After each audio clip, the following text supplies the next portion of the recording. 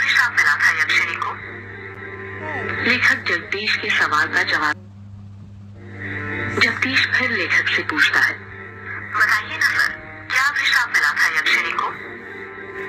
लेखक जगदीश के सवाल का जवाब देते हुए कहता है, वो जानने के लिए तुम्हें मेरी किताब के दूसरे भाग के आने का इंतजार करना पड़ेगा, समझे? अच्छी मार्केटिंग स्ट्रैटेजी है सर, किताब बेचने की। वो तो होगी जगदीश, किताब बेचता हूँ और उस किताब के साथ अपने दर्द भी, तो उन आंसुओं के पैसे तो वसूलूंगा ही ना। बस एक बात दिमाग में रखना कि कोई भी इंसान बुरा नहीं होता, उसे बुरा बनाया जाता है। मतलब यक्षिणी बुरी नहीं थी, उसे बुरा बनाया गया था, है ना सर? मैंने कहा ना, अब मैं किसी सवाल का जवाब नहीं दूंगा।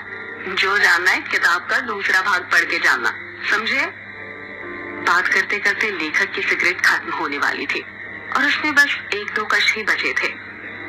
जगदीश हिचकिचाते हुए फिर लेखक से पूछता है, सर एक बात पूछूं? तुम नहीं मानने वाले ना? ठीक है, पूछो। सर, आपकी बातों से ऐसा लगता है जैसे आप यक्षिणी को बहुत करीब से जानते हैं। क्या आपने कभी यक्षिणी को देखा है? सवाल सुनकर लेखक एकदम चुप हो जाता है। उसके चेहरे के एक्सप्रेशंस देखकर ऐसा लग रहा था जैसे वो किसी सोच में डूब गया हो और उसको कुछ ऐसा याद आ गया हो जो वो जगदीश को नहीं बताना चाहता था। जगदीश लेखक पर दबाव बनाते हुए पूछता है, क्या हुआ सर? आप चुप क्यों हो गए? बताइए ना, आपने कभी यक्षिणी को देखा है? क्या कभी आपका यक्षिणी से सामना हुआ है? लेखक सिगरेट का कश लेकर धीरे से कहता है, मेरा यक्षिणी से सामना नहीं, बल्कि मैंने तो खुद यक्षिणी के साथ। लेखक ने इतना ही कहा था कि तभी फोन कट हो जाता है। लेखक अपना मोबाइल देखते हुए कहता है, अरे ये क्या, फोन कैसे कट गया? लगता है नेटवर्क चले गया। ये गांव में यही प्रॉब्लम रहती है यार, पता ही नहीं चलता कब नेटवर्क आता है और कब चले जाता है। इतना कहकर लेखक उसकी कुर्सी के बगल में रखी बैसाखी के सहारे खड़ा हो जाता है। वो लेखक लंगड़ा था, उसका एक पैर जो था वो सही से काम नहीं करता था, जिसके कारण वो लंगड़ा लंगड़ा कर चलता था। उस लेखक ने बैसाखी के सहारे अभी 1-2 कदम ही आगे बढ़ाए थे कि तभी कमरे की लाइट अपने आप बंद चालू होने लग जाती है। लेखक कमरे के अंदर लगे बल्ब को देखते हुए कहता है, अरे अब ये लाइट को क्या हो गया अचानक? देखते ही देखते लाइट पूरी तरह बंद हो जाती है और कमरे के अंदर चारों तरफ अंधेरा छा जाता है। इतना अंधेरा कि लेखक को उसके हाथ पैर भी नहीं दिखाई दे रहे थे। ये क्या हो रहा है आज? कहीं वो आ तो नहीं गई? नहीं नहीं नहीं, ऐसा नहीं हो सकता, वो नहीं आ सकती। लेखक ने खुद से इतना ही कहा था कि तभी कमरे का दरवाजा जो बंद हुआ था वो अपने आप खुल जाता है। दरवाजे के बाहर से हल्की सी सफेद रोशनी आ रही थी। लेखक जल्दी जल्दी बैसाखी के सहारे दरवाजे के पास जाने लग जाता है। तभी कोई उसका पैर पकड़ लेता है और वो धड़ाम से नीचे गिर जाता है। मेरा पैर! लेखक धीरे धीरे अपने पैर की तरफ देखने लग जाता है, पर अंधेरा इतना ज्यादा था कि उसे कुछ दिखाई नहीं दे रहा था। लेखक जैसे ही अपना हाथ अपने पैर पर रखता है, उसको महसूस होता है कि उसका हाथ किसी दूसरे के हाथ के ऊपर रखा हुआ था। लेखक डर जाता है और झट से अपना हाथ अपने पैर से हटा लेता है। तभी उसे एहसास होता है कि अब किसी ने उसका पैर नहीं पकड़ा हुआ था। लेखक जितनी फुर्ती के साथ रेंगते रेंगते दरवाजे के पास जा सकता था, उतनी फुर्ती से जाने लग जाता है। लेखक दरवाजे के पास पहुंचा ही था कि तभी वो दरवाजा अपने आप बंद हो जाता है।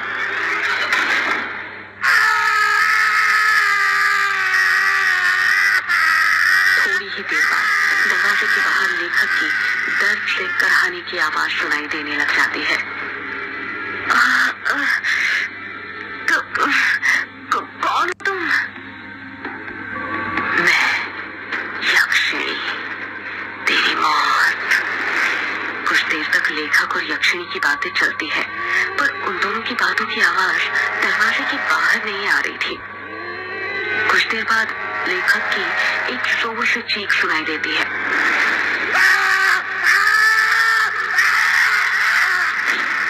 ये एक ऐसी चीख थी जो दिल को दहला कर रख दे।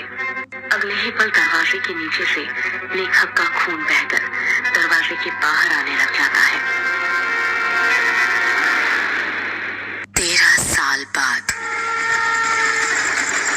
ट्रेन जो कि तेज रफ्तार के साथ पटरी पर भागी जा रही थी, ठीक उस तरह जिस तरह हमारी जिंदगी भागती है।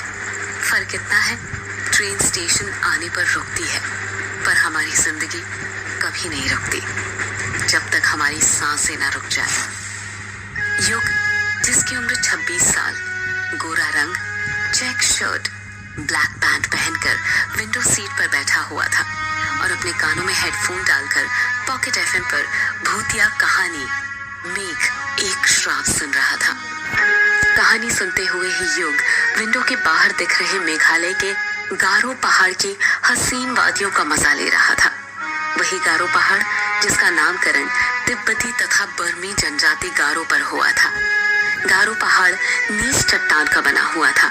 पहाड़ों को चारों तरफ से सफेद बादलों ने घेर लिया था, जिन्हें देखकर ऐसा लग रहा था कि पहाड़ों ने बादलों की सफेद चादर ओढ़ कर रखी हुई हो।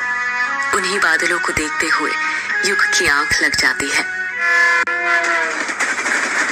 अभी थोड़ी देर पहले युग की आंख लगी ही थी कि तभी उसे एक एहसास होता है कि कोई उसका हाथ छू रहा था। कोई बार बार युग का हाथ पकड़कर हिला रहा था। युग बौखलाहट के साथ उठ जाता है और जब अपनी आंखें खोलता है तो देखता है कि उसके चेहरे के जस्ट सामने एक बुढ़े का चेहरा था जो बड़ी बड़ी आंखें करके उसे घूर रहा था। उस बूढ़े ने सफेद मटमैली सी धोती पहनी हुई थी। उसके हाथ पैर कपकपा रहे थे। युग सोचने लग जाता है कि पहले तो ये बूढ़ा मेरे सामने नहीं बैठा था, ये पूरी सीटें खाली थी, अचानक कहां से आ गया। अगले ही पल युग खुद ही के इस सवाल का जवाब ढूंढ लेता है और मन ही मन सोचता है, लगता है जब मेरी आंख लग गई थी तभी आकर बैठ गया था। युग गुस्सा करते हुए कहता है कि क्या हरकत है बाबा। वो बूढ़ा खांसते हुए कहता है, माफ करना बेटुआ, पर क्या करूं, तुमसे कुछ काम था इसलिए तुम्हें उठाना पड़ा। युग हैरानी के साथ कहता है, क्या कहा? काम था? आपको मुझसे क्या काम था? वो बेटा, मुझे जानना था कि वक्त क्या हुआ है। ये बात सुनकर युग का दिमाग घूमने लग जाता है और वो गुस्से के साथ अपनी घड़ी में देखते हुए कहता है, 11 बजने वाले हैं। अच्छा, मतलब 1 घंटे बाद मेरा स्टेशन आ जाएगा। युग कुछ जवाब नहीं देता और उस बूढ़े को घूरने लग जाता है। वैसे बेटुआ, तुम कहाँ पर जा रहे हो? युग उस बूढ़े के सवाल का जवाब देते हुए कहता है, वो मेहंदी पथार जा रहा हूँ। मतलब तुम भी मेहंदी पथार जा रहे हो? युग उस बूढ़े के सामने उंगली करते हुए कहता है, मतलब आप भी? हाँ बेटुआ, चलो अब सफर आसान हो जाएगा। जब कोई बात करने वाला मिल जाता है ना तो सफर जल्दी कट जाता है। तुम मेहंदी पथार में कहाँ पर जा रहे हो?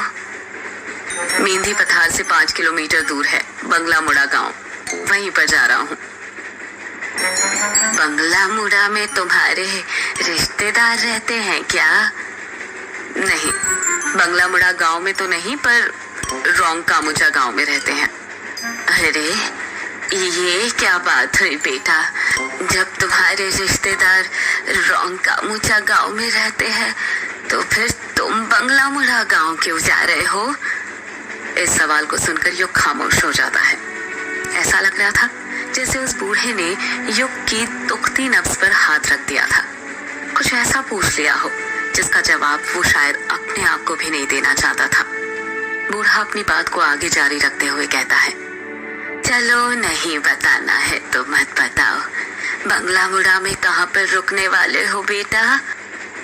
बंगला मुड़ा गांव के बाहर जो ग्रेवयार्ड कोठी पड़ती है ना, उसी में रुकने वाला हूँ। वो बूढ़ा हैरानी के साथ कहता है, वो अंग्रेजों के जमाने की कोठी जिसे कब्रिस्तान पर बनाया गया था? हाँ, वही ग्रेवयार्ड कोठी। पर वो तो पिछले 13 साल से बंद है ना? हाँ बंद है, पर अब नहीं रहेगी। मैं आज रात ही उस कोठी को खोल दूंगा। नहीं बेटुआ, ऐसा मत करना। तुम्हें उस ग्रेवयार्ड कोठी के बारे में नहीं पता क्या? क्या नहीं पता? अब साफ साफ कहेंगे, क्या कहना चाहते हैं? अगर तुम बचपन में उस गांव में रहे हो तो ये तो पता ही होगा कि यक्षिणी कृष्णोई नदी के पास भटका करती थी। युग उस बूढ़े की बात का कुछ जवाब नहीं देता है। वो गौर से उसकी बातों को सुन रहा था। वो बूढ़ा अपनी बात को आगे जारी रखते हुए कहता है, तुम्हें पता है उस यक्षिणी के एक नहीं 2 ठिकाने थे। पहला कृष्णोई नदी और दूसरा ग्रेवयार्ड कोठी। युग हैरानी के साथ कहता है, क्या कहा? ग्रेवयार्ड कोठी? हाँ, ग्रेवयार्ड कोठी। गांव के लोगों ने कई बार यक्षिणी को ग्रेवयार्ड कोठी के पास भी भटकते देखा था। यक्षिणी हर पूर्णिमा और अमावस्या की रात मर्दों के साथ संभोग करके उनके दिल का खून चूसकर उन्हें मार दिया करती थी। इसका मतलब पापा ने बचपन में जो कहानी मुझे सुनाई थी वो कोई कहानी नहीं बल्कि हकीकत थी। बेटुआ, किस कहानी की बात कर रहे हो तुम? बूढ़े की बात सुनकर युग अपने अतीत की यादों में खो। उसको याद आता है वो पल जब वो 10 साल का था और अपने पिता से बातें कर रहा था।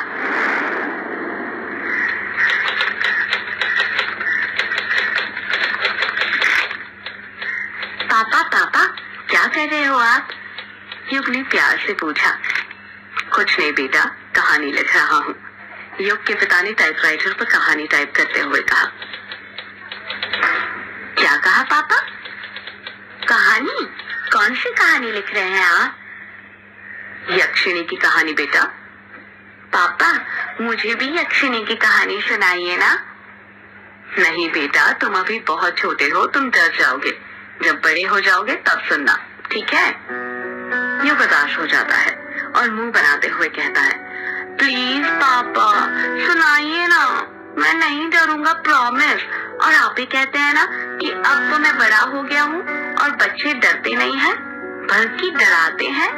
तो प्लीज पापा मुझे यक्षिणी की कहानी सुनाइए ना। युग जिद करने लग जाता है और युग की जिद के आगे उसके पापा हार मान जाते हैं और उसे यक्षिणी की कहानी सुनाने लग जाते हैं।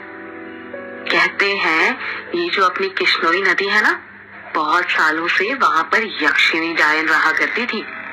युग हैरानी के साथ कहता है, ये बंगला मुड़ा और रोंकामुचा गांव के बीच में जो नदी पड़ती है वहीं पर पापा?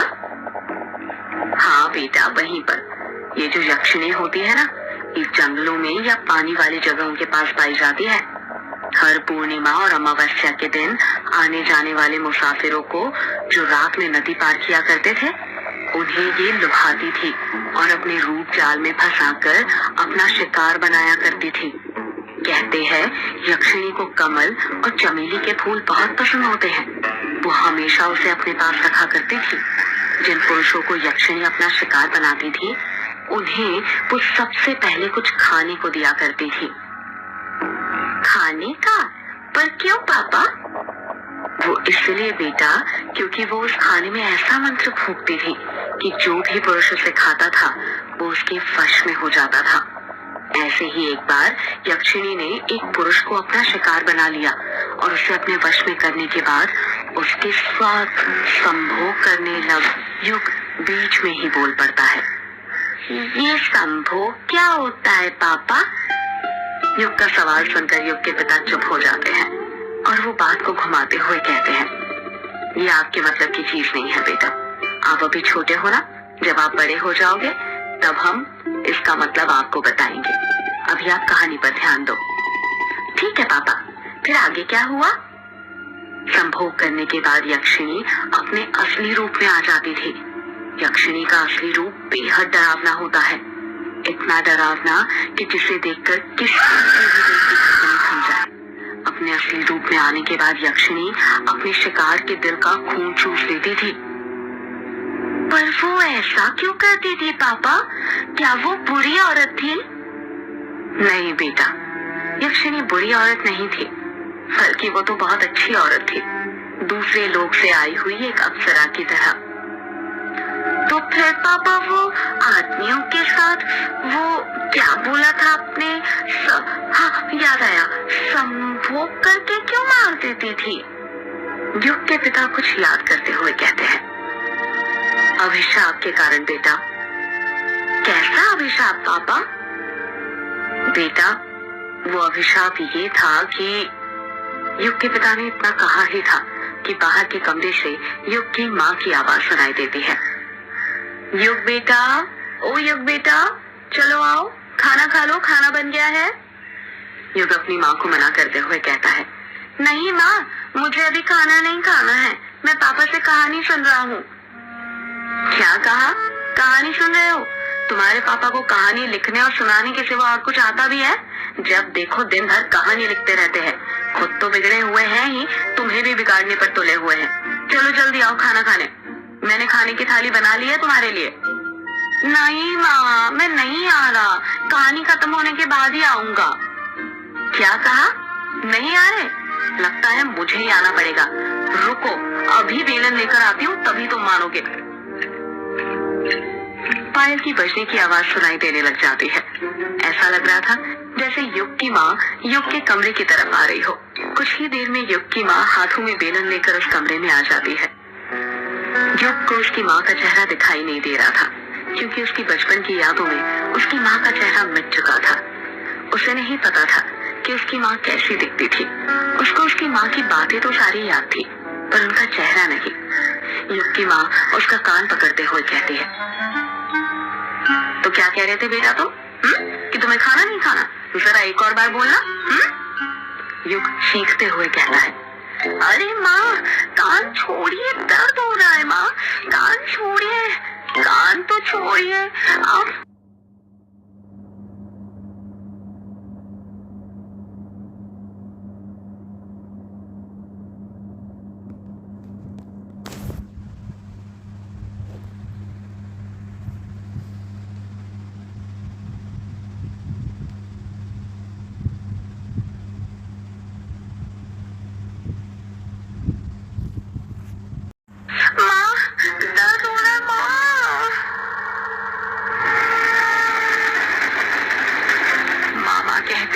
युग अपने अतीत की यादों में से बाहर आ जाता है। जब युग अपनी आंखें खोलता है तो देखता है कि उस बूढ़े ने उसका हाथ पकड़ा हुआ था और उसे हिला हिला कर पूछ रहा था, अरे ओ बिटुआ, कहाँ खो गए?